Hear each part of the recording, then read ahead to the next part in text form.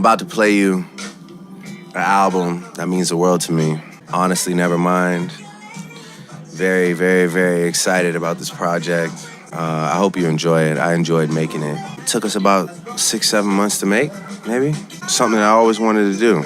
I don't really want to over-explain it. I just want to play it because it's just a bunch of music that I love. Drake might not have been interested in explaining his Honestly Nevermind album on his new Table for One Sirius XM show before it was released, but Drake wasn't going to pay no mind to the negative reaction the album got after it dropped, including from Charlamagne Tha God. You know, the album to me are the vibes you hear when you're at a Beverly Hills luxury hotel. This is like a lobby elevator music. I'm never going to revisit the album again, but if it comes on when I'm in the lobby of a luxury hotel, I'm not mad at it. That's not exactly a glowing review.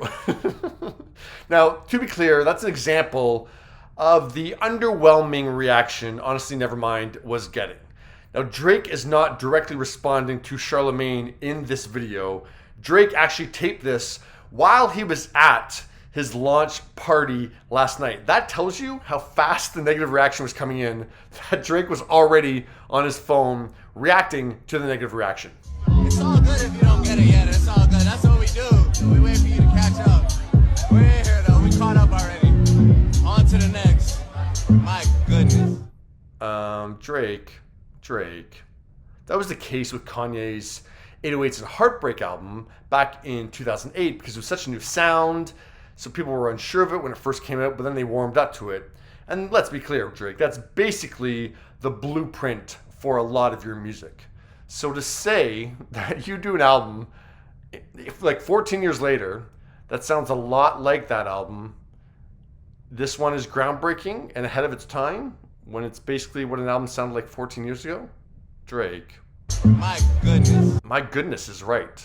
Now I will say, last year, I sat down and I listened to Certified Lover Boy. You know, I listened to it all the way through and I thought, there is not one song I want to hear again on that album. And I've not listened to one song on that album ever again. I think how quickly that album disappeared. I know it sold really well first week, but I mean, that album disappeared fast.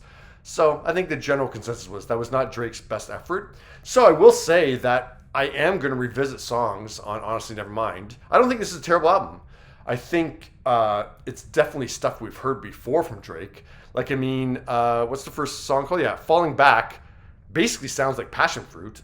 You don't feel nothing is healing. See, that's another way where I don't understand why Drake is saying this album is groundbreaking and ahead of its time. Dude, you did tracks like this before on other albums. Very weird. But I will say, like, Stay Massive. I love that it goes into like the 90s dance territory. Textual Green, that song really like made my ears perk up. It goes on too long. A lot of songs go on too long, but no, there's interesting stuff here. So yeah, I will listen to this. I just am dumbfounded why Drake thinks this album is like ahead of its time. Dude, like you've been doing this and like Kanye did it 14 years ago. So anyways, yeah, what are your thoughts on Honestly Nevermind?